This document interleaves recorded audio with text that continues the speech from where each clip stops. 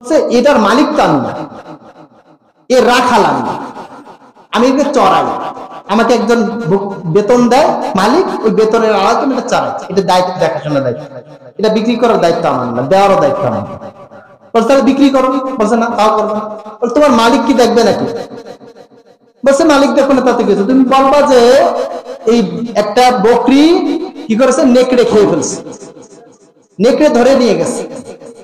একটা এতগুলো মেষের থেকে, এতগুলো বকরির থেকে একটা বকরি হারিয়ে যাওয়া বা ধরে নিয়ে খেয়ে ফেলা, এটা কোনো অস্বাভাবিক কিছু না, এটা বলে দাও। বলছে না, মালিক না জানো একজন জানে, তিনি কে? আল্লাহ তো জানে। তাহলে ঠিক আছে, তাহলে তুমি এক কাজ করো, তোমার এই বকরি থেকে আমার একটু দুধ দাও। বলছে তাও দেবো না। বলছে কেন? বলছে এটাও আল্লাহ দেখেন, আমি মালিকের পারমিশন ছাড়া তোমাকে এক ফোঁটা দুধ দিতে পারবো না। এর নাম কি? জোরে বলেন, তাকওয়া। সময়টা হাজিরিন, এই ধরনের তাকওয়াবান মানুষ যদি সমাজে থাকে, রাষ্ট্রে থাকে, যেখানে থাকবে ওই জায়গা কি হবে? সুন্দর হবে। ওখান থেকে দুর্নীতি চলে যাবে, পালাইতে বাধ্য হবে। আর আপনি আমি কি করব? নেতা নির্বাচন করব দুর্নীতিবাজ। আলহামদুলিল্লাহ নাহমাদুহু ওয়া নাস্তাঈনুহু ওয়া নাস্তাগফিরুহু ওয়া নাউযু বিল্লাহি মিন শুরুরি আনফুসিনা ওয়া মিন সাইয়্যাতি আ'মালিনা। من يهده الله فلا مضل له ومن يضلله فلا هادي له، ونشهد أن لا إله إلا الله وحده لا شريك له، وأشهد أن سيدنا وحبيبنا ومولانا محمدا عبده ورسوله الذي أرسله بالحق بشيرا ونذيرا وداعيا إلى الله بإذنه وسراجا وقمرا منيرا. فقد قال الله تعالى في كلامه المجيد والفرقان الحميد: أعوذ بالله من الشيطان الرجيم. بسم الله الرحمن الرحيم. شهر رمضان الذي أنزل فيه القرآن هدى للناس وبينات من الهدى والفرقان. عن أنس بن مالك رضي الله تعالى عنه قال: دخل رمضان فقال رسول الله صلى الله عليه وسلم: إن هذا الشهر قد حضركم وفيه ليلة خير من 1000 شهر، من حرمها فقد حرم الخير كله، ولا يحرم خيرها إلا المحروم، أو كما قال عليه الصلاة والسلام. وقال تعالى في شان حبيبه: إن الله وملائكته وملائكته يصلون على النبي يا أيها الذين آمنوا صلوا عليه وسلموا تسليما اللهم صل على محمد وعلى آل محمد كما صليت على إبراهيم وعلى آل إبراهيم إنك حميد مجيد اللهم بارك على محمد وعلى آل محمد كما باركت على إبراهيم وعلى آل إبراهيم إنك حميد مجيد الحمد لله আল্লাহ সুবহানাহু ওয়া তাআলার শাহী দরবারে শুকরিয়া জ্ঞাপন করছি যে রব্বে করিম আমাদেরকে পবিত্র রমজানে পৌঁছিয়ে দিয়ে পবিত্র রমজান মাসের ষষ্ঠতম রমজানে পবিত্র জুমার দিনে জুমাতুল আউয়াল প্রথম জুমায় আমাদেরকে মসজিদে আসার বসার কথা বলার কথা শোনার সুযোগ যে রব্বে করিম আমাদেরকে দান করলেন তার তরে আমরা সকলেই সমস্বরে অন্তরস্থল থেকে শুকরিয়া জ্ঞাপন করে সকলে বলছি আলহামদুলিল্লাহ। সময় তো হাজির, বলতে না বলতেই আমাদের 6টি রোজা চলে যাচ্ছে। রহমতের প্রথম দশক, এই দশকে আমরা কে কতটুকু রহমত পেয়েছি জানি না, তবে রহমত যদি পেয়ে থাকি তাহলে আগের যে ইবাদত আমরা করতাম তার চেয়ে বেশি ইবাদত করার সুযোগ আমরা পাবো বলে আশা করছি। যদি মনে করি যে আমার আগের চেয়ে আমার ইবাদতে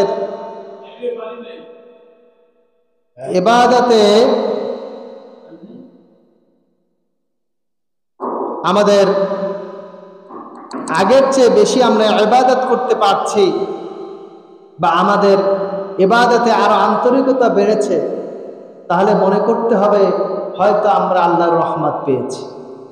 আর যদি আগের মতনই আমাদের গতি থাকে যে আগেও যেরকমের দেরিতে নামাজ পড়তে আসা, দেরিতে কি বলে যে ইবাদত বন্দিগির প্রতি তেমন গুরুত্ব না থাকা, এটা যদি আগের মতনই থাকে তাহলে অবশ্যই মনে করতে হবে যে আপনার আমার প্রতি হয়তো আল্লাহ তাআলা রহমত নাজিল করেন নাই, এটা ধরেই নিতে হবে।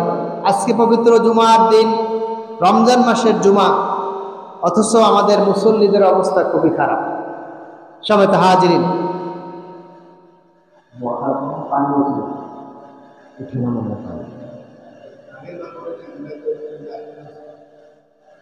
এই জন্য আমরা চেষ্টা করব যে আল্লাহ তাআলা রহমত কিভাবে পাওয়া যায় সেজন্য চেষ্টা করা। আল্লাহ তাআলা আমাদের সকলকে তার রহমতের চাদর দিয়ে আবৃত করে রাখুক, সকলে বলে আমিন। আল্লাহ তাআলা ঘোষণা করেছেন শাহরু রমাদান, এই সেই মাস উনজিলা ফিহিল কোরআন, এই মাসে কোরআন নাজিল হয়েছে। হুদাল লিন্নাস, এটা হচ্ছে মানব জাতির জন্য হেদায়েত, ওয়া বাইয়িনাতিন মিনাল হুদা ওয়াল ফুরকান, আর এটা হচ্ছে দলিল প্রমাণ, সুস্পষ্ট বাণী, এটা হচ্ছে সত্য মিথ্যার পার্থক্য সৃষ্টিকারী। এই কোরআন হচ্ছে সত্য এবং মিথ্যার প্রভেদকারী, পার্থক্য সৃষ্টিকারী একটি ঐশী গ্রন্থ, যার মাধ্যমে আপনি আমি আমরা সবাই হক এবং বাতিলের মাঝে পার্থক্য নির্ণয় করতে পারব। আল্লাহ তাআলা এই কোরআনের কারণে যেহেতু রমজান মাসের মর্যাদা বাড়িয়েছেন, অতএব কোরআনকে বাদ দিয়ে কখনোই কি করা যাবে না, এই মর্যাদা লাভ করা যাবে না। এই কোরআন হচ্ছে এই রমজান মাসের বর। কোরআনটা কি? রমজান মাসের বর। এই বরকে বাদ দিয়ে যেমন বিবাহের বাড়িতে কোনো মূল্যায়ন থাকে না বরযাত্রীদের, ঠিক তেমনি ভাবে কোরআনকে বাদ দিয়ে এই রমজান মাসের কোনো মূল্য থাকে না। সম্মানিত হাজিরিন, আল্লাহ রাব্বুল আলামিন বলেছেন, কুতিবা আলাইকুমুস সিয়ামু কামা কুতিবা আলাল্লাযীনা মিন ক্বাবলিকুম লাআল্লাকুম তাত্তাকুন, যাতে করে আমরা আল্লাহ ভীরুতা অর্জন করতে পারি। কি ভীরুতা? আল্লাহর ভয় অন্তরে জাগ্রত করতে পারি। আল্লাহ তাআলা এই রমজানের মাধ্যমে কেন এই কথাটা বললেন? কারণ রমজান মাসই হচ্ছে একটি মাস এবং সিয়ামই হচ্ছে একটি ইবাদত, যেটা আল্লাহর ভয় মানুষের ভিতরে তৈরি হয়। যেমন আমাদের সামনে খানা থাকে, পানি থাকে, বৈধ স্ত্রী থাকে, থাকার পরেও আমরা কি করি না? খাবারটা খাই না। পানি পান করার স্বাদ আছে, সুযোগ আছে, কিন্তু আমরা বিরত থাকি কেন? আল্লাহর ভয়। আমরা মনে করি আমি যদি গোপনেও পানি খাই তাহলে কে দেখেন? আল্লাহ তাআলা দেখেন। আবার আমার যখন স্ত্রী থাকে কাছে, বৈধ স্ত্রী, যার সাথে আল্লাহ তাআলা মেলামেশাকে বৈধ করেছেন, শুধু বৈধ না, বলা হচ্ছে স্ত্রীর সাথে মেলামেশা করলে এতে কি হবে? সওয়াব হবে, নেকি হবে, পুণ্য হবে। বলছে তাকে আমরা কাছে পেয়েও ছেড়ে দিচ্ছি, কি মনে করে? আল্লাহ নিষেধ করেছেন। অর্থাৎ আল্লাহ একটি নির্দিষ্ট টাইম, একটি সময় আমাদের জন্য বেঁধে দিয়েছেন, বান্দা তুমি তো এতদিন খেয়েছো তোমার ইচ্ছা মতন, যখন খুশি তখন খেয়েছো, যখন ইচ্ছা তুমি তোমার স্ত্রীর কাছে গিয়েছো, কিন্তু এখন কি আমি তোমাকে একটা সীমা রেখা দিয়ে দিলাম, একটা বাউন্ডিং দিয়ে দিলাম, একটা নিয়ম কানুন দিয়ে দিলাম, এই নিয়মের ভিতরে তুমি চলবা, এটি তোমার জন্য তাকওয়া অর্জনের সুযোগ। সুবহানাল্লাহ। তো আল্লাহ তাআলা সেই সুযোগটাকে আমাদেরকে করে দিয়েছেন, আমরা সেই সুযোগটা নিয়ে আল্লাহর ভয়ে খাবার থেকে দূরে থাকছি, পানি থেকে দূরে থাকছি, বৈধ স্ত্রী থেকে দূরে থাকছি। কিন্তু এই তিনটা কাজ থেকেই দূরে থাকছি, কিন্তু এটা একটি বৈধ কাজকে আল্লাহ তাআলা একটি নির্দিষ্ট সময়ের জন্য অবৈধ করেছেন, এটা আমরা মানছি। কিন্তু আল্লাহ তাআলা যেগুলো স্থায়ীভাবে হারাম করেছেন, যেটা কোনোদিনও বৈধ হবে না, আমরা কি তার থেকে দূরে থাকছি? হ্যাঁ, তাহলে কি আমি শুধুমাত্র আমরা এতটুকু মনে করি যে খাইলে মনে হয় আল্লাহ দেখে, পানি পান করলে মনে হয় আল্লাহ দেখে, স্ত্রী সহবাস করে আল্লাহ দেখে, বাকিগুলো আল্লাহ দেখে না, নাকি? সেটা যদি হয় তাহলে রোজা রেখে কিভাবে আমরা আল্লাহর নাফরমানি করছি? কিভাবে রোজা রেখে আমরা অবৈধ সম্পদ তার দিকে হাত বাড়াচ্ছি? শয়তানকে এখন আটকানো না বন্ধ? বন্ধ তো, আটকানো তার মানে খোলা না। শয়তানকে আল্লাহ তাআলা শিকল দিয়ে বেঁধে রেখেছেন। এখন সমাজে যত আকাম কুকাম, যত কুকর্ম হবে, কারা করে? মানুষ করে। তাহলে এই মানুষগুলো কি? শয়তান। মানুষগুলো কি? শয়তান। আল্লাহ তাআলা বলছেন মিনাল জিন্নাতি ওয়ান নাস, জিনের থেকে কিছু শয়তান হয় আর মানুষ থেকে কিছু শয়তান হয়। এই রমজান মাস পড়ার পরেও খুন হয়েছে কি হয় নাই? চুরি হয়েছে কি হয় নাই? ডাকাতি হয়েছে কি হয় নাই? চাঁদাবাজি হচ্ছে কি হচ্ছে না? হচ্ছে। তাহলে এগুলো কারা করছে? তাহলে মানুষ শয়তান। আমরা এক শয়তানকে বাদ দিছি, আর এক শয়তানকে বাদ দেওয়া উচিত না? যারা এই এখনো যারা অপকর্মের সাথে লিপ্ত আছে, যারা এই রমজান মাস পাওয়ার পরেও, শয়তান বন্দী থাকার পরেও যারা রোজা রাখে না, প্রকাশ্যে পানাহার করে, এরা কি? শয়তান। এরা কি? শয়তান। কারণ শয়তান তো ওয়াসওয়াসা দিতে পারছে না। আপনি কথা বলতে পারবেন না আল্লাহ শয়তান আমাকে ওয়াসওয়াসা দিয়ে, আমাকে ধোঁকা দিয়ে, আমাকে তোমার ইবাদত থেকে দূরে রাখছে। আল্লাহ তাআলা বলবেন যে 11 মাস মেনে নিলাম যে তোমাকে ধোঁকায় ফেলে দূরে রাখছে, তাহলে একটা মাস তো শয়তানকে আমি বন্দি করে রেখেছিলাম। শয়তান তো ছিল না, শুধু শয়তান না, বলছে তারা জিন, তাদেরকে আমি বেঁধে রেখেছি। তাহলে তুমি কেন আমার ইবাদত করো না? তার মানে তুমি নিজে স্বয়ং সম্পূর্ণ শয়তানের রূপ নিয়েছ, তুমি নিজে শয়তান হয়ে গেছো, শয়তানের তোমার দরকার হয় না। সময় তো হাজির। এই জন্য এই শয়তান রূপী মানুষ যেগুলো আছে, বা মানুষরূপী শয়তান যেগুলো আছে এগুলা কি সমাজে বিশৃঙ্খলা তৈরি করছে। একটা মানুষ রমজান মাস রোজা অবস্থায় চট্টগ্রামের সাতকানিয়ায় 2 জন ব্যক্তিকে তারা রাত্রে পিটিয়ে তারা হত্যা করেছে, বলে নাউজুবিল্লাহি মিন যালিক। তাহলে কি সমাজের শয়তান এখনো কি জাগ্রত আছে? আল্লাহ যাদেরকে বন্দী করেছে বাকিরা কি এখনো জাগ্রত আছে, শয়তানি কার্যক্রম চালিয়ে যাচ্ছে। তাহলে এই শয়তান থেকে পানাহা চাওয়ার জন্য আমাদের সামাজিকভাবে কি করা দরকার? প্রতিরোধ গড়ে তোলা দরকার। এখনো সমাজে গাঁজার ব্যবসা হয়। স্বরাষ্ট্র মন্ত্রণালয় থেকে একটা ঘোষণা দিয়েছেন যে প্রকাশ্যে জনসম্মুখে কোনো নারী এবং পুরুষ তারা কি করতে পারবে না? নেশা করতে পারবে না। এটা একটা ভালো সিদ্ধান্ত না খারাপ সিদ্ধান্ত? যারা খায়, আমি বলি যে সবাই যে খায় না তা তো না, সমাজে কিছু মানুষ আছে যারা মাদক খায় বা সেবন করে, তারা নির্দিষ্ট একটা জায়গা খায়। এটা দ্বারা যদি সমাজে আমরা যে কোনো জায়গায় আমরা খাই তাহলে এই গন্ধটাকে অন্য থেকে যায় না? এক তো নিজের তো ক্ষতি করলো, আরেকজনের কি ক্ষতি করছে। এটা কি আল্লাহ তাআলা হারাম তো হারাম, নিজেও গুনায় লিপ্ত হইলা, অন্যের কষ্ট দিয়ে আরো একটা গুনাহ তোমরা অর্জন করো।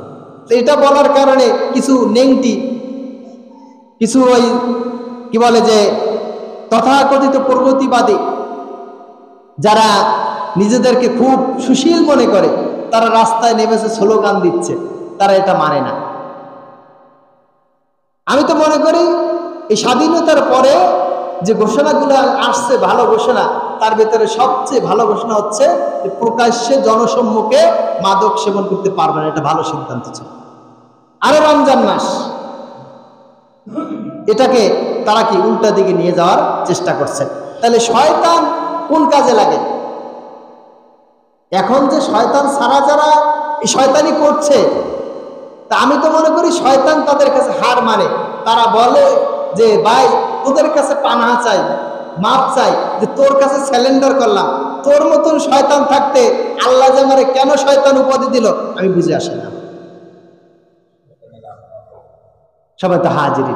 আল্লাহ তাআলা এই তাকওয়ার মাস, তাকওয়া অর্জনের সুযোগ আপনাকে আমাকে করে দিয়েছে। আপনার আমার প্রতিটা মুহূর্ত তাকওয়া অর্জনের সুযোগ।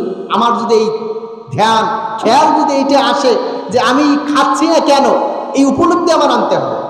রমজান মাস মানে কিন্তু না গতানুগতিক কোনো রমজান না, রোজা না। আমাকে রোজা আল্লাহ তাআলা কেন বলেছেন? লাআল্লাকুম তাত্তাকুন। কেন বলেছেন এই কথাটা? এই কথাটা আগে বিশ্লেষণ করতে হবে, বুঝতে হবে যে আল্লাহ তাআলা তো নামাজ পড়ার পরে বললেন না যে লাআল্লাকুম তাত্তাকুন। আল্লাহ তাআলা তো হজের পরে বললেন যে লাআল্লাকুম তাত্তাকুন। আল্লাহ তাআলা শুধু এতটুকু বলেছেন যে রোজা আমি ফরজ করেছি যাতে করে তোমার তাকওয়া অবলম্বন করবা। কিভাবে অবলম্বন করবা? ওই যে তুমি 3টা জিনিস থেকে বিরত থাকো। চিন্তা করে একটা কথা যে আমার আল্লাহ দেখে। কে দেখে? আল্লাহ দেখে। আমি যখন খাইতে যাই, আমার সামনে খাবার, পর্যাপ্ত খাবার আছে, আমার কোনো অভাব নাই। আমি যখন তখন 2-4 প্লেট খেয়ে দিতে পারি, আমাকে কেউ নিষেধ করবে না। আমি গোপনে খেয়ে ফেলতে পারি, আমাকে কেউ বাধা দিবে না। আমি খাই না। কেন খাই না? আল্লাহ নিষেধ করেছেন। আল্লাহ নিষেধ করেছেন, এই জন্য আমি বেঁচে আছি। লাআল্লাকুম তাত্তাকুন, আমি বিরত থাকছি যে আল্লাহ তাআলা এটা নিষেধ করেছেন, আমি ওখানে যাব না, খাবো না। আমার যত ক্ষুধা লাগুক, আমার এই ক্ষুধার সামনে আল্লাহর হুকুম ভায়োলেট হবে, আল্লাহর হুকুম অমান্য হবে আমি যদি খাই। অতএব আমি এটা খাবো না, আমার যত ক্ষুধা লাগুক না কেন।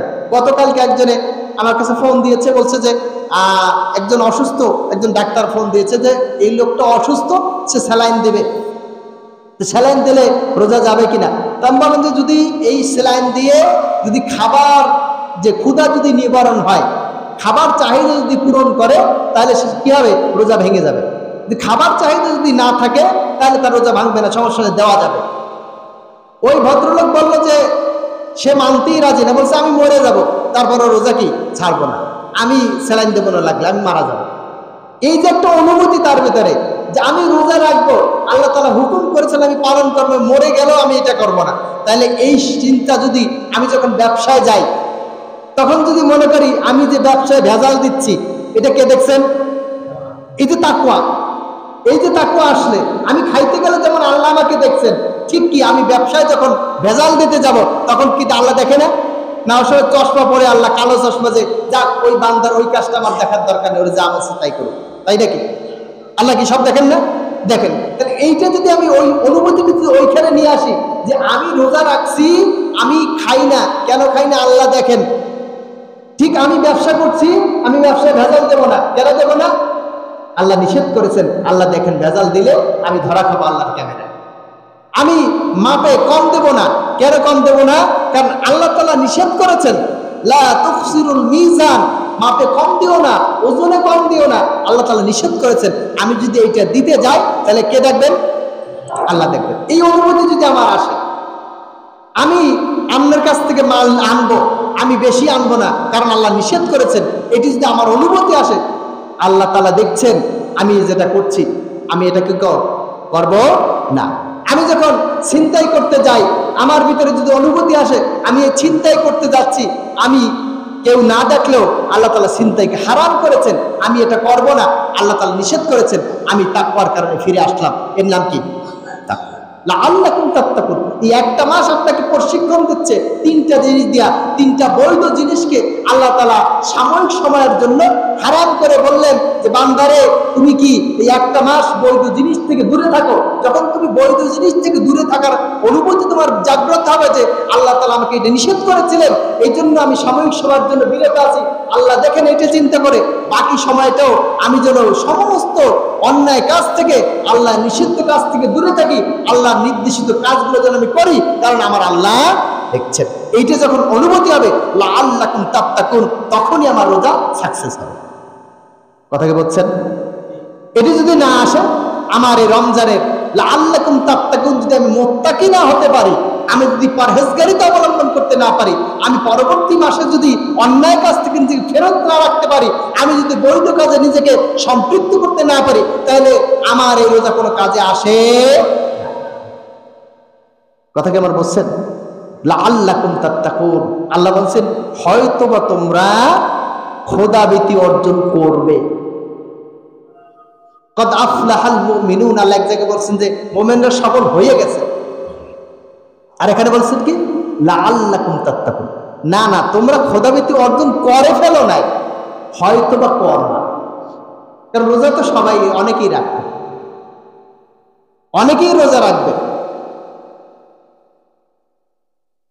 রুব্বা সাইম লাইসা মিন সিয়ামিহি ইল্লা জুআল আতাশ, আল্লাহ রাসূল বলেন কিছু কিছু রোজাদার আছে যে রোজাদারের উপাস থাকা ছাড়া, পিপাসার্থ থাকা ছাড়া কোনো কাজ হয় না। কার কথা? জোরে বলেন। আল্লাহ রাসূলের কথা সাল্লাল্লাহু আলাইহি ওয়াসাল্লাম। কারণ আল্লাহ রাসূল জানেন যে রোজাদার অনেকেই থাকবেন, কিন্তু এই রোজা তার কোনো উপকারে আসবে না। একটা বিড়াল যদি আমি বেঁধে রাখি সকাল থেকে সন্ধ্যা পর্যন্ত, এটা কি হয়ে যাবে? রোজা হয়ে যাবে। হবে? এটা কি রোজা হবে? অমুসলিমদের ভিতরে রোজা আছে, উপোস থাকে তারা, তাহলে আমাদেরও ঠিক উপোস হবে, এটা কি হবে না? রোজা হবে না। আল্লাহ যে রোজার কথা বলেছেন, এই রোজা হয়তো আপনার আমার শারীরিক কিছু ঘাটতি পূরণ করতে পারে, পারলেও পারে, পারলেও পারে। কেন বলবো? ওই যে আগে বলছিলাম যে আমরা 24 ঘন্টায় খাই 3 বার, এখন 8 ঘন্টা খাই 3 বার, তাহলে কি স্বাস্থ্য তো কমবে না বাড়া ছাড়া। 11 মাসের খাবারের আইটেম দাম কম থাকে, আর এই 1 মাসের খাবার আইটেম কি ভালো থাকে না খারাপ থাকে? কারণ হুজুররা তো ফতোয়া দিছে এই রমজান মাসে যা খাইবেন কোনো হিসাব নেওয়া হবে না, এই জন্য মোটামুটি যা আছে সব গড়ে সাবার চলে, হিসাব নেবে না। ওই জন্য ওই রমজানের রেখে, রোজা রেখে কি করে একজন অফিসার, ঘুষখোর অফিসার, সে টাকা হাতে নেয় না। কারণ কি? আমার রোজাটাকে নষ্ট করবা নেই, ডয়ারে রাখো, এখন আমি রোজা না, জয়ের টাইমে টাকা ঢুকায়, ইফতারি করার পরে কি করে ওই টাকাটা নিয়ে যায়। এটা কাদের খাসলাত? এটা হচ্ছে বনি ইসরাইলের খাসলাত। বনি ইসরাইলদের আল্লাহ তাআলা বলছিলেন যে তোমরা কি করবা না, শনিবারে তোমরা মাছ ধরবা না। কিবারে? শনিবারে। বলছে এই একটা দিন সপ্তাহে একদিন তোমরা আল্লাহর ইবাদত করবে। কয়দিন? ভালো করে বুঝেন কথাগুলো। কয়দিন? একদিন ইবাদত করবে। একদিনে তোমাদের বেচা কেনা যেখানে যা সবকিছু বন্ধ, কোনো কিছু করা যাবে না, শুধুমাত্র আল্লাহর ইবাদত করবে। এই একটা দিন আল্লাহ তাআলা ওই দিন বললেন যে ওই দিন কাজ করা যাবে না। ওই দিন তো দাউদ আলাইহিস সালামের যে সুললিত কণ্ঠ, সেই কণ্ঠে যখন তিনি জাবুর তিলাওয়াত করতেন, তখন কি সব মাছ চলে আসতো নদীর সাইডে, এসে একেবারে সব ভিড় দিয়ে তার তেলাওয়াত শুনতো। সুবহানাল্লাহ বলবেন না? মাছ পর্যন্ত তার তেলাওয়াত শুনতো, এত সুমধুর কণ্ঠ তার ছিল, আল্লাহ তাআলা দিয়েছিলেন তাকে। তো সেই তেলাওয়াত শুনতো। বনী ইসরাইল কি করলো, যে আল্লাহ তাআলা তো শনিবার ধরতে নিষেধ করছে, আটকাই দিতে নিষেধ করে না, ওই দিন আটকাই রাখছে, খাল আটকাই রেখে পরের দিন মাছ ধরছে। নাউযুবিল্লাহি মিন যালিক। তারা কি চালাকি করছে। আল্লাহ তাআলা বলেছে কুনু কিরাদাতান খাসিম, যাও তোমরা সব বানর হয়ে যাও। তারা সবাই বানর হয়ে গেল। 40 দিন পরে তারা কলিজা ফেটে মারা গেল।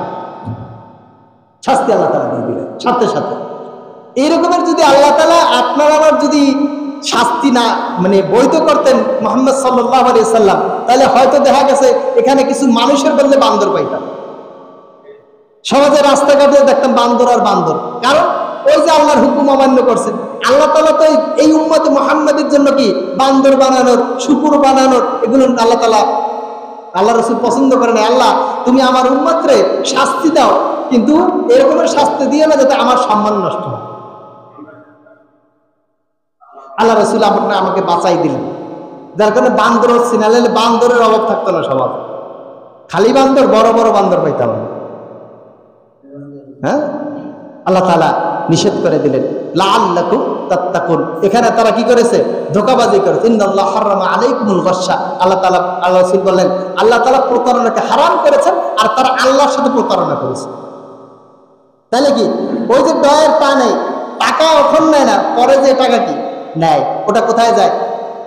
ওটা দিয়ে তো তুমি সাহারি করবা, ওটা দিয়ে তো ইফতারি করবা, ওইটা দিয়ে তুমি পোশাক কিনবা। তোমার ওই পোশাক হারাম, তোমার খাবার হারাম, তোমার পানি হারাম, তোমার ইফতারি হারাম, তোমার সাহারি হারাম, তোমার রোজা সব গুলাই গেছে। এই রোজা আল্লাহ তাআলার কাছে গ্রহণযোগ্য, কারণ তুমি হারাম দিয়ে তোমাকে লালন পালন করছো। তাহলে লাআল্লাকুম তাত্তাকুন, সে তো রোজার অর্থই বলতো না। আল্লাহ তাআলা বলেন তোমরা খোদাভীতি অর্জন করবা, তোমরা আল্লাহ ভীরুতা অর্জন করবা। তুমি তো ঘোরার দিন কিছুই বলতো না, তুমি মনে করলে যে এই সময় একটু খাওয়া নিষিদ্ধ, তাই আমি খাই না, বাস আমার রোজা হয়ে গেছে। নেভার, রোজা হবে না। রোজার মূল লক্ষ্য, উদ্দেশ্য, টার্গেট যদি ফিল আপ না হয়, এই রোজা দিয়ে কোনো কাজ আসবে না। আল্লাহ তাআলা বলেন লাআল্লাকুম তাত্তাকুন। আপনি আমি কি করছি? কথা বলছি, কথা বলতে বলতে বেফাস কথা বলে ফেললাম, অশ্লীল কথা বলে ফেললাম। আল্লাহ তাআলা হারাম করেছেন, নিষিদ্ধ করেছেন। মিথ্যা কথা বলা নিষেধ করেছেন, গীবাত বলা নিষেধ করেছেন, চুগলখড়িকে নিষেধ করেছেন, পরে সমালোচনা নিষেধ করেছেন। আর আমি আপনি দিদারসে করে যাচ্ছি, রোজা অবস্থায় আছি। কোন অবস্থায় আছি? রোজা অবস্থায় আছি। আল্লাহ মনে হয় এটা দেখেন না,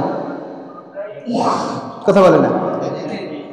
তাহলে তো আমি খাবার যেরকমের দূরে আছি, পানাহার যেরকম দূরে আছি, স্ত্রীকে থেকে দূরে আছি, তখন তো আমি দূরে থাকতাম, যে আল্লাহ তাআলা তো দেখছেন।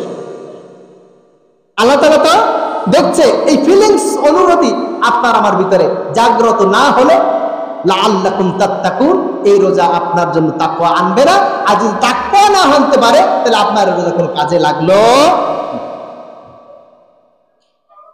ঠিক উপোস থাকার মতো, যে আল্লাহ রাসূল বলেছেন রুব্বা সাইম লাইসা মিন সিয়ামি ইল্লা জুআল আতিশ। কিছু কিছু রোজাদার আছে যাদের রোজা থাকাটা হবে উপোস আর পানাহার থেকে দূরে, এছাড়া কিছুই হয় না। আল্লাহ রাসূল বলেছেন মান লাম ইয়াদা কাওলা যুর ওয়াল আমালা বিহি ফালাইসা লিল্লাহি হাজাতান আইয়াদা তুআমাহু ওয়া শারাবা। যে ব্যক্তি রমজান মাসে রোজা রাখলো, কিন্তু সে কি করলো না? মিথ্যা এবং মিথ্যা তদীয় আমলগুলো বর্জন করতে পারলো না। ফালাইসা লিল্লাহি হাজাতান, আল্লাহ তাআলার কোনো প্রয়োজন নাই। মিন সিয়ামি, ওই ব্যক্তির রোজা দিয়ে আইয়াদা তুআমাহু আও শারাবা, সে পান করা থেকে দূরে থাকুক আর খাবার থেকে দূরে থাকুক, এটা আল্লাহ তাআলা কিছু আসে যায়? কথা কি ক্লিয়ার? তাহলে এই যে তাকওয়া, আপনি আমি যখন তখন যে কোনো কথা বলতে পারবো না, তাহলে কি হবে? ওই যে আল্লাহর হুকুম লাআল্লাকুম তাত্তাকুন, আমি তো তাত্তাকুন হইতে পারলাম না, আমি তো মুত্তাকি হইতে পারলাম না, আমি তো বেঁচে থাকতে পারলাম না, আমাকে তো শয়তান ছেড়ে দিয়েছে, শয়তান আমার কাছে নাই, কিন্তু আমার নফসটা এই এত বড় শয়তান হয়ে গেছে যে সে কি রমজান মাসেও আমাকে অন্যায় কাজ থেকে বিরত রাখতে পারছে না, অন্যায় কাজে বারবার ফেলে নিয়ে যাচ্ছে। একজন বৃদ্ধকে বেঁধে 11টা গরু নিয়ে গেছে, তাকে মেরে হত্যা করে 11টা গরু নিয়েছে। এই গতকালকের ঘটনা। তাহলে এরাও তো এই টাকা দিয়ে কি করবে? দেখা যাবে যে অনেকে রোজা রাখবে না।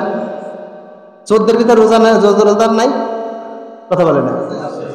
ডাকাতের ভিতরে রোজাদার নাই, ছিনতাইয়ের ভিতরে রোজাদার নাই। হ্যাঁ, কলমের খোঁচায় যারা নেয় এর চাইতে বড় কোনো ছিনতাইকারী আছে? হ্যাঁ, এমনি সমাজের যারা চোর ওরা কয় টাকা চুরি করে? সব মিলিয়ে 500, 1000, 2000, 5000। আর কলমের খোঁচা যারা নেয় ওদের মোটামুটি 5000 কোটি পর্যন্ত চলে যায়। তাহলে বড় চোর কে? কলম চোর। কলমের খোঁচা যারা চুরি করে তারা হচ্ছে বড় চোর। দেখা যায় বিশাল এক হুজুর, ওই গত বছর যেরকম যে ঘটনাকে কেন্দ্র করে ওই যে খাসি, সম্ভবত আব্দুল মতিন মনে হয়, ওটাকে কেন্দ্র করে কি এই ছাত্র জনতা অভ্যন্তর আসলো, সূত্র ধরে ধরে ধরে ধরে এক একটা ছেদা একটা জড়াই গেল, জড়াইতে শেষ পর্যন্ত পতন হলো। তাহলে এখানে কি ওই যে ছাগল একটা কিনেছে কয় লাখ, 20 লাখ টাকা না কয় লাখ টাকা কিনবে, এই নিয়ে সূত্র ধরে সব খাট শুরু হয়েছে।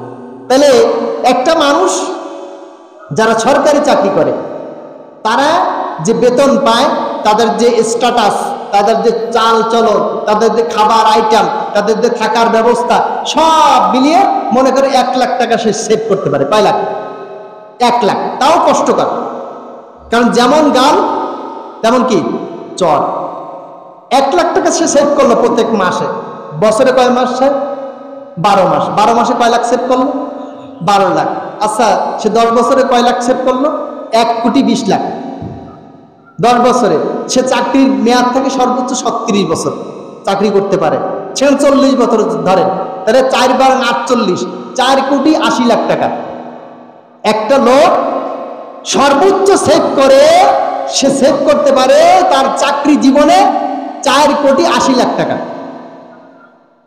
অথচ দেখা যায় যে এই চাকরির 5 বছরের ভিতরে তার কয়েকশো কোটি টাকা সে মালিক হয়। কিভাবে হয়? লাআল্লাকুম তাত্তাকুন, মুত্তাকি হয়ে নাকি? হ্যাঁ, তাহলে চোর, এগুলা কি চোর।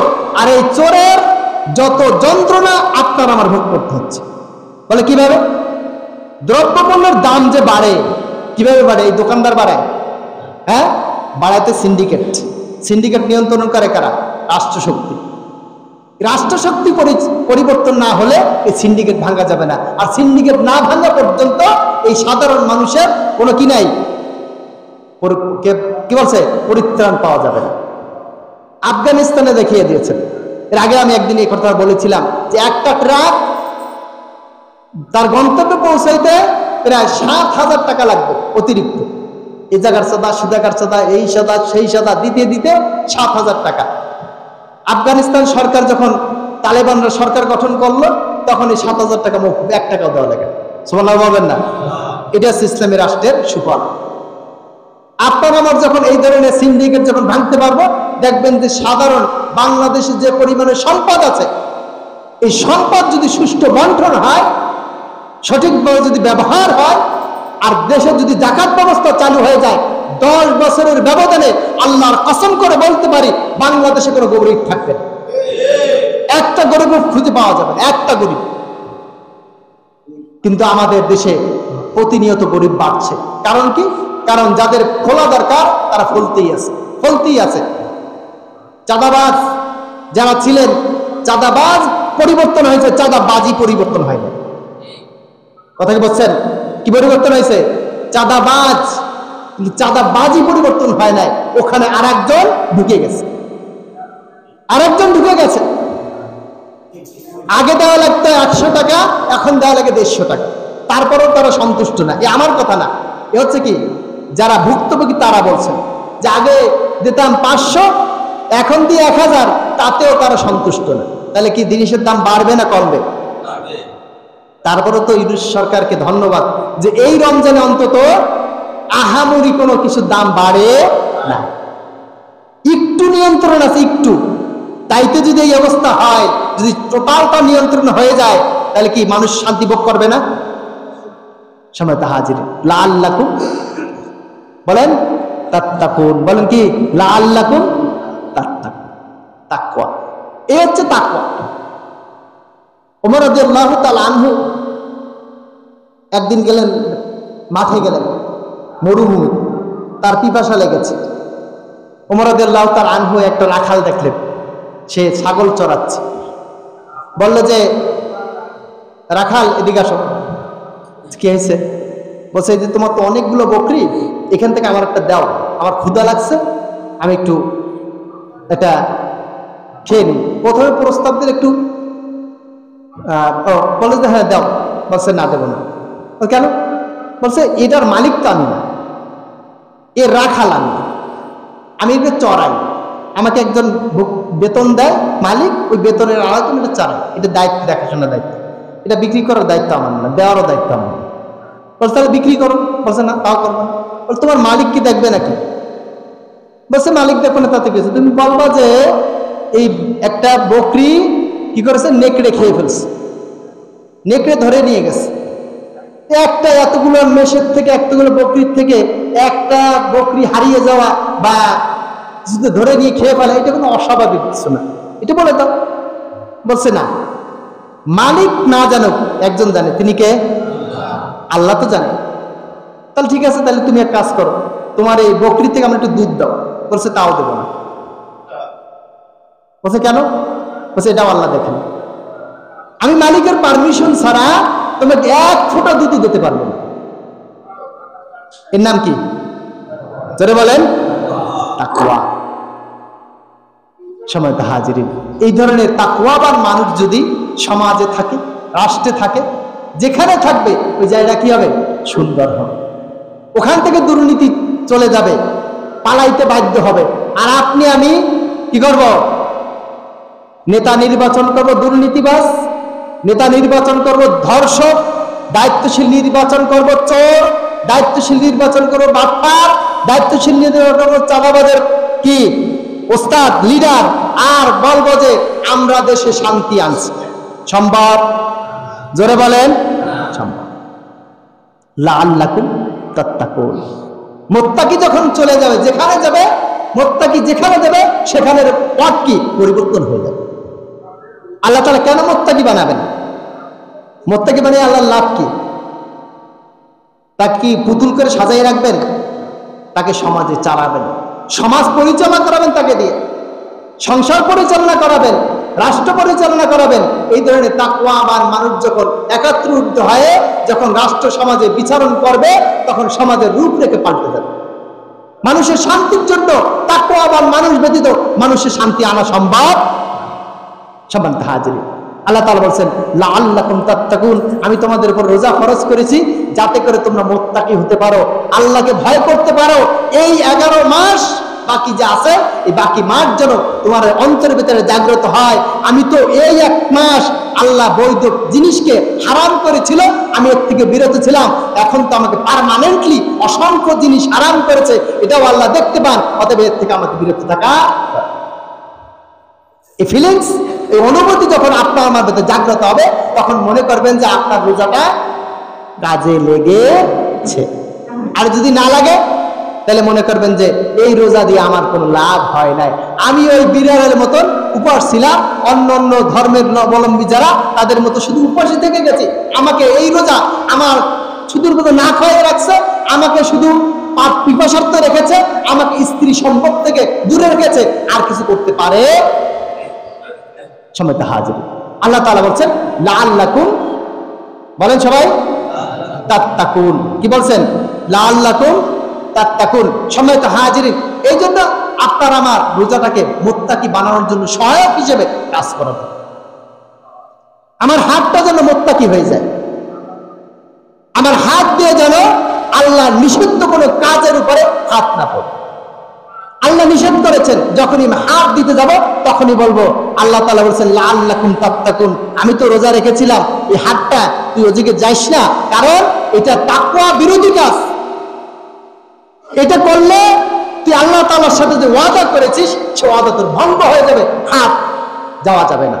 B careful and bag and baggage, ফেরত আসো, ফেরত আসো, ওদিক যাওয়া যাবে না। কে নিষেধ করেছেন?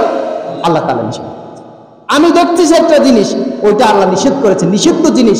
আর একজনের স্ত্রী, পরনারী, পর্নোগ্রাফি, খারাপ দৃশ্য, এটা আল্লাহ তাআলা পরের সম্পদের দিকে তাকানো আল্লাহ তাআলা নিষেধ করেছেন, হারাম করেছেন। এই চোখ, তুই ওদিকে তাকাইতে পারবি না, কারণ আমাকে মুত্তাকি হওয়ার জন্য আল্লাহ তাআলা বলেছেন আমি মুত্তাকি হয়ে গেছি, তো তোর জন্য আমি মুত্তাকি হওয়া থেকে দূরে থাকতে পারি না, চোখ তুই কন্ট্রোল হয়ে যা, আমি মুত্তাকি হয়ে গেছি। তাইলে আমার মুত্তাকি হতে পারে, তাইলে আমার চোখটা মুত্তাকি হয়েছে, আমার আল্লাহ বিরুদ্ধে অর্জন করতে সক্ষম হয়েছে।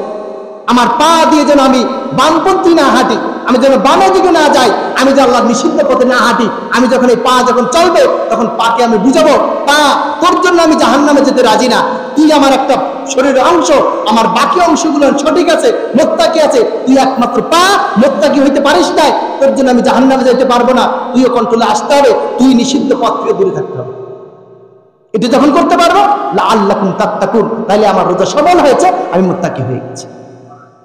কথা কি আমার বোঝেন? ব্যতিক্রম কথাবার্তা, এ আপনাদের দুঃখ কিনা আমি জানি না, তবে মুত্তাকি হওয়ার জন্য আল্লাহ তাআলা গতানুগতিক 1 মাস এমনি এমনি দেন নাই, আপনাকে আমাকে মুত্তাকি বানানোর জন্য দিয়েছে। মুত্তাকি হতেই হবে আপনাকে, কারণ আপনি কষ্ট করে রোজা রাখেন, আপনি বৈধ খাবার হারাম করেছেন, আপনি বৈধ পানাহার হারাম করেছেন, আপনার বৈধ স্ত্রীকে হারাম করেছেন, আপনি কাছে যান নাই, খান নাই, পিপাসার্থে থেকেছেন। কারণ কি? লাআল্লাকুম তাত্তাকুন, আপনি ক্ষুধাভীতি অর্জন করে নিতেন। সেটা যদি না পারেন তাহলে আপনার রোজা রাখার দরকার নেই, আজকে থেকে বাদ দিয়ে দেন যে আমি মুত্তাকি হতে পারবো না, অর্থাৎ রোজা রাখার দরকার নেই। স্যালেন্ডার করে ফেলেন আল্লাহর কাছে। খালি গেলে লোক দেখলে লাভ কি? রোজা দিয়ে আপনার কি হচ্ছে? কোন উপকারিতা আসতেছে না। সময় তো হাজির, এই জন্য তাকওয়াবান হওয়া দরকার, মুত্তাকি হওয়া দরকার। যখনই আমি মুত্তাকি হব, যখনই আমি আল্লাহ নিষিদ্ধ কাজ থেকে নিজেকে দূরে রাখতে পারবো, তখনই মনে করতে হবে আমার রমজান সফল হয়েছে। আর পিছনে যত রোজা গেছে তা আমি জানি না কি হয়েছে, তবে আমার এইবারের রোজাটা সফল হয়েছে। সফলতা দরকার আমার। হয়তো আমি পরবর্তী রোজা নাও পেতে পারি, হতে পারে না? অসংখ্য মানুষ গত রমজান থেকে রমজান পর্যন্ত অসংখ্য মানুষ আল্লাহর ডাকে সাড়া দিয়ে ইচ্ছায় হোক আর অনিচ্ছায় হোক আজরাইলের হাতে ধরা পড়ে কবরস্থ হয়েছে, অথবা কেউ শ্মশানস্থ হয়েছে, অথবা কেউ পানিতে ডুবেছে, অথবা কেউ হারিয়ে গেছে, তার কোনো খোঁজ নাই। আল্লাহ তাআলা দুনিয়া থেকে বিদায় করে দিয়েছে। আপনার আমার এরকমের পরিণতি হয়তো ভোগ করা লাগতে পারে। আগামী রমজান আপনার আমার পেতেও পারি, নাও পেতে পারি। অতএব এখনই ইয ক্বালা লাহু রাব্বুহু আসলিম ক্বালা আসলামতু লিরাব্বিল আলামিন। আল্লাহ তাআলা ইব্রাহিম আলাইহিস সালামকে বলেছেন যে ইসলাম গ্রহণ করো, আত্মসমর্পণ করো, আমার কাছে সারেন্ডার করো। ক্বালা আসলামতু লিরাব্বিল আলামিন, আল্লাহ তুমি বলছো আর আমি দেরি করে নাই, সাথে সাথে আমি আত্মসমর্পণ করে ফেলেছি। সুবহানাল্লাহ। সে ইব্রাহিম আলাইহিস সালামের জাতি আমরা। ইব্রাহিম আলাইহিস সালাম আমাদের জাতির পিতা, সেই মুসলিম মিল্লাতের সন্তান আমি। আপনার আমাকেও এখনই থেকেই দৃঢ় প্রত্যয় নিতে হবে, এখনই শপথ নিতে হবে যে আমার রোজা আমাকে মুত্তাকি, আমাকে নিজেকে তৈরি করতেই হবে। মুত্তাকি না হতে পারি তাহলে আমার এই রোজা দিয়ে কোনো লাভ হবে না। সম্মানিত হাজিরিন, আর এই মুত্তাকি হওয়ার জন্য আল্লাহ তাআলা বলছেন যে শাহরু রমাদান আল্লাযী উনজিলা ফীহিল কুরআন হুদাল লিন-নাস ওয়া বায়্যিনাতিন মিনাল হুদা ওয়াল ফুরকান। আর এটাকে আপনাকে মুত্তাকি হওয়ার জন্য সহায়ক হিসেবে আপনাকে এই কোরআনটাকে সাথে নিতে হবে। কি নিতে হবে? জোরে বলেন সবাই। কোরআনকে সাথে নিতে হবে, কারণ কোরআন ছাড়া আপনি মুত্তাকি হতে পারবেন। এটা একটা ফর্মালিটি দিচ্ছে আপনাকে সিয়ামটা, কিন্তু মূল থিওরি আপনার এই কোরআনের ভিতরে রয়েছে। এই কোরআনের যখন বৈধ জিনিসকে আপনি বৈধ মানবেন, অবৈধ জিনিসের জন্য অবৈধ মানবেন, তখনই আপনি মুত্তাকি হতে পারবেন। আলিফ লাম মিম যালিকাল কিতাবু লা রাইবা ফি হুদাল লিল মুত্তাকিন। এই যে সেই কিতাব যার ভিতরে কোনো সন্দেহ নাই, এটা মুত্তাকিদের জন্য হেদায়েত। এরপর আছে মুত্তাকি কারা? আল্লাযীনা ইউমিনুনা বিল গায়ব ওয়া ইউকিমুনাস সালাতা ওয়া মিম্মা রাযাকনাহুম ইউনফিকুন। মুত্তাকি হচ্ছে তারা যারা কি করে? আল্লাহর পরে বিশ্বাস স্থাপন করে, নামাজ কায়েম করে, অদৃশ্যের উপরে বিশ্বাস স্থাপন করে, কিতাব সমূহের উপরে বিশ্বাস স্থাপন করে এবং আখিরাতের প্রতি তারা দৃঢ় বিশ্বাসী যে আখিরাতে তার জবাবদিহি করতে হবে। তার যত কর্মকাণ্ড আছে সমস্ত কর্মকাণ্ড আল্লাহ তাআলা পর্যালোচনা করবেন পুঙ্খানুপুঙ্খভাবে। ফামাইয়ামাল মিসকালা যাররাতিন খায়রান ইয়ারা ওয়া মাইয়ামাল মিসকালা যাররাতিন শাররান ইয়ারা। চুল পরিমাণ কেন, একেবারে অণু পরিমাণ, পরমাণু পরিমাণ যদি কোনো কাজ করে থাকেন, আপনি আমি সমস্ত কাজের বিশ্লেষণ হবে যেদিন, সেই দিনের পরে বিশ্বাস স্থাপন। আপনি আমি একটা মুহূর্ত ওমা ইয়ালফিযু মিনাল কওলি ইল্লা লাদাইহি রাকীবুন আতীদ, আল্লাহ তাআলা বলেন তোমাদের মুখ থেকে একটা কথা বের হয় আর সেই কথাটা রেকর্ড করা হয় না, এমনটা হয় না। তোমার জীবনের প্রত্যেকটা পরতে পরতে আমি আল্লাহ রাব্বুল আলামিন একেবারে ক্যামেরা সেট করে রেখেছি, যেখান থেকে একটা কোনো কাজ বাইর হওয়ার কোনো সম্ভব নাই। এমনকি তোমার যে চোখের পলকটা মারো সেটা আমি রেকর্ড করে নিয়েছি। সুবহানাল্লাহ। বাঁচার কোনো সুযোগ নাই, বাঁচার কোনো সুযোগ নাই। অতএব সে আখিরাতের প্রতি যদি বিশ্বাসী হওয়া যায়, কিতাবের পরে যদি বিশ্বাসী হওয়া যায়, নামাজ যদি কায়েম করা যায়, যাকাত যদি ঠিকমতো দেওয়া যায়, তাহলে লাআল্লাকুম তাত্তাকুন, হয়তো আমরা খোদাবীতি অর্জন করতে পারবো। সম্মানিত হাজিরিন, এলোমেলো যে কথাগুলো বললাম, আমাদের মুত্তাকি বানানোর জন্য এই মাস এসেছে। আমরা যেন মুত্তাকি হতে পারি। আল্লাহ রাসূল সাল্লাল্লাহু আলাইহি ওয়াসাল্লাম বলেছেন যে এই মাসের সম্মানে আমি একটি রাতকে নির্ধারণ করেছি, যে রাতের মর্যাদা হচ্ছে 1000 মাসের চেয়ে উত্তম। সুবহানাল্লাহ। শুধু কোরআনের কারণে এত সম্মান। এই কোরআনকে ভুলে গেলে এই সম্মান পাওয়া যাবে? বরযাত্রী ছাড়া, বরযাত্রী গেলেন, বরের কথা বললেন যে বর আসবে না, বরবাদ, বলেন তো আপনি খাইতে দিবে? কি করবে? হ্যাঁ, অপমান অপদস্থ করে বের করে দিবে। যার জন্য আয়োজন, তার ছাড়া তোমরা আসছো, তোমাকে আসার দরকার নেই, তোমরা যাও, সব যাও, ওই বর পাঠাই দাও, মেয়ে দিয়ে দেবে, এছাড়া দেওয়া যাবে। এটা হচ্ছে বর। কোরআনটা কি বলেন তো? রমজানের বর হচ্ছে এই কোরআন। আল্লাহ তাআলা মানুষের হেদায়েতের জন্য নাজিল করেছেন। এই বরকে সাথে নিয়ে আমরা যদি রমজান তাকওয়া অর্জন করার চেষ্টা করি, আশা করা যায় আমাদের এই তাকওয়া অর্জনের সুযোগ আল্লাহ তাআলা দিবেন। আল্লাহ তাআলা আমাদের সকলকে মুত্তাকি হওয়ার তৌফিক দান করুক। হাযা মা ইনদি ওয়াল ইলমু ইনদাল্লাহ আলাইহি তাওয়াক্কালতু ওয়া ইলাইহি উনীব। আসসালামু আলাইকুম ওয়া রাহমাতুল্লাহি ওয়া বারাকাতুহু।